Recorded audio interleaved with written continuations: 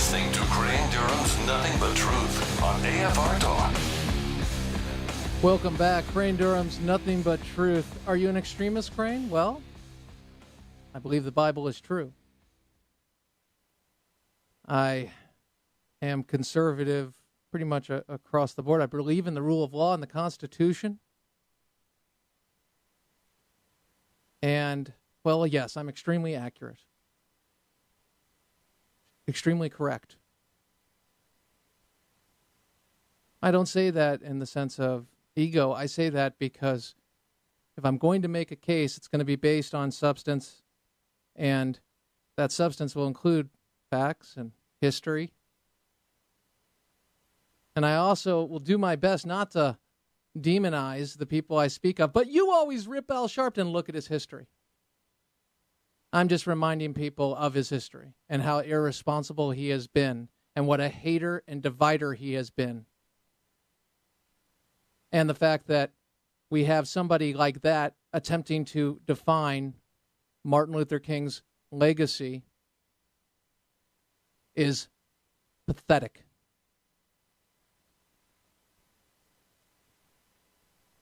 On Meet the Press, we had Representative John Lewis, a member of the Civil Rights Movement, a leader in it.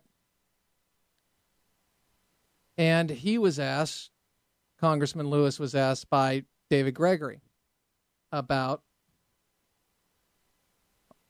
the idea of where we are today. Has the dream been realized? And specifically, how there were forces that Congressman John Lewis alluded to a year earlier in a speech on the commemoration of the Martin Luther King speech, but a year previous, about how there are forces working against President Obama, and those forces and dividing forces that didn't see the president as, in essence, attempting to take away the legitimacy of the president. And he was asked about those comments, paraphrasing, of course, and here is John Lewis. Now, through the clip, you're going to hear Colin Powell, a reference to it, what he had to say about the vein of intolerance in the Republican Party. And then you're going to hear David Gregory ask Bobby Jindal yesterday about that quote, just speaking to the narrative that has been shaped and continues to be reinforced by the likes of David Gregory and those in the mainstream media. Roll it. Talking about. Well, I hear people over and over again saying, we want to take our country back. Take it back where? Where are we going? We need to go forward. We made so much progress. Do you see some of the same trappings of resentment and fear in our modern day politics? Is that what you're warning of when you see some of those forces coming back? Well, I think there is some forces want to create this sense of fear. They think the country is moving too fast or maybe becoming too progressive. The country is not the same country. There's also a dark vein of intolerance in some parts of the party. What do I mean by that? What I mean by that is they still sort of look down on minorities. You heard John Lewis say that there's still not a lot of acceptance of an African-American president. Calls for impeachment this week that some have chalked up to racism. What's your view of a dark vein of intolerance within the GOP? So those are the types of questions that are asked. And so you're going, and rather than challenge the narrative, to say, look at the president's behavior in light of the impeachment charge, and bring on somebody like Andrew C. McCarthy to define it, somebody who is an expert in the field of constitutional law and understanding. Bringing those folks on to describe it's a political action versus a legal action about not fulfilling your responsibilities as stated earlier under Article 2, Section 3. Bottom line, they go with it and immediately one is put on the defensive. What is offensive about the entire discussion is it's rare that somebody comes out swinging with the truth in a way that is not reactionary or hostile, but in fact calls for people to remember the true legacy of Martin Luther King Jr. and lose their bitterness, what MLK spoke to in the I Have a Dream speech. That man is Raul Labrador, representative, Idaho, and he had this to say when David Gregory asked him about what he has heard and the legacy of Martin Luther King. Roll it.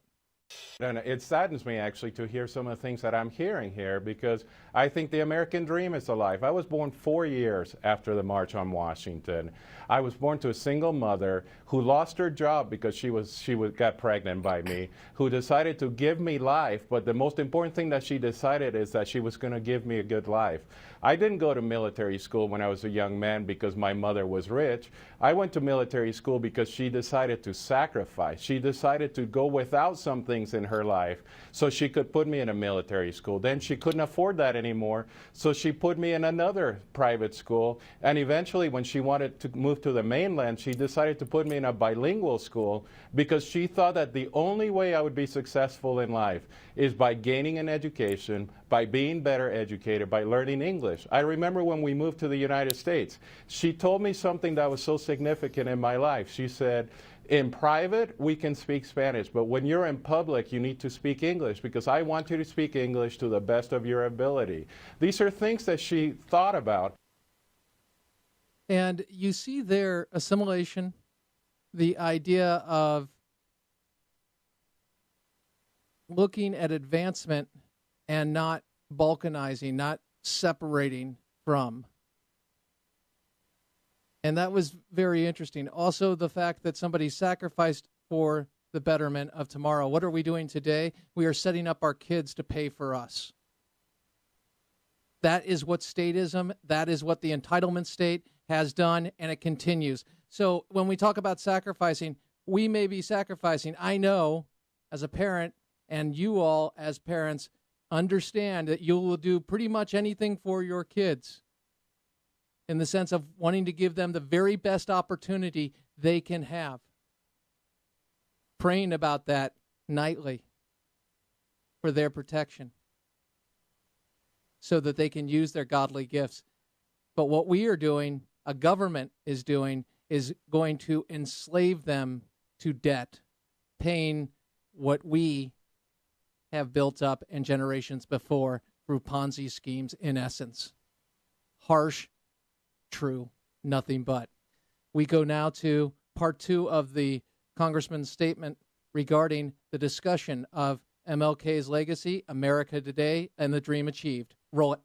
I spent the last 24 hours, I watched the Martin Luther King's speech 3 times over the last 24 hours, and it was fantastic. And the rhetoric that he used, the words that he used, and the message that he used was a message of hope. And unfortunately, what I've been hearing from your panelists is not a message of hope. It's a message of despair. And I think we need our leadership let me ask to actually be more hopeful. But what is we're hope? still the greatest nation on the earth. If you listen to what Martin Luther King talked about, he talked about making sure that we were not bitter about what was happening in America, but that we had hope. It was a beautiful speech, and I think that the leadership of the African-American leadership needs to start thinking about that hope that Martin Luther King gave us, instead of trying to get the community to think that everything is hopeless and without a future. I think when we tell our young people that in America they cannot succeed anymore, you will see more and more young people not succeeding. What we need to do is tell them that they can't succeed. If you speak to victimization, you'll get more of it. If you talked about a criminal justice system that is penalizing people of color because there are disproportionately more in prison in the criminal justice system because they are committing the crimes. That's the reason they are there. When you say it's not your fault, no, it's the fact that you're being targeted. You have somebody attempting to penalize you for your race rather than your behavior. And incidentally, your behavior most oftentimes against someone else of color. When you speak to an idea that kids aren't getting an education and they're learning a culture of pull their pants down,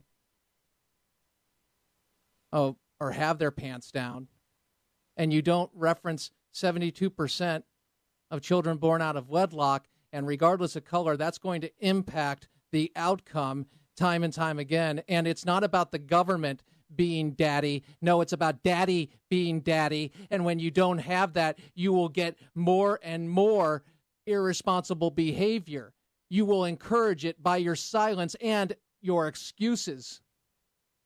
That's what's happened.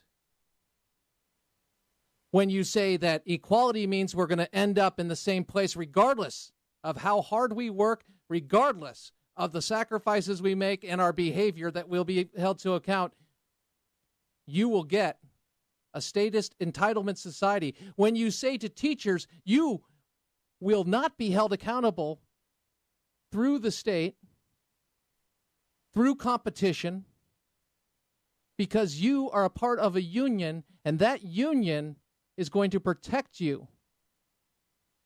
And then you say to the students that are being protected, the people that want to reform this system, they're the bad guys.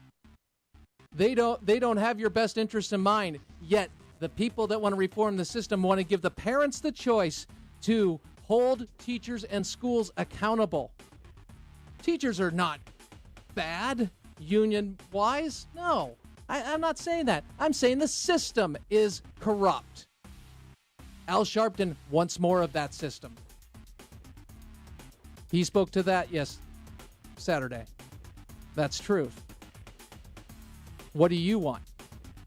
How do you define freedom? How do you define being progressive? The way it's being defined now is less liberty, less freedom, and a determined outcome because of the fact of barriers put up by the government. That's the bottom line.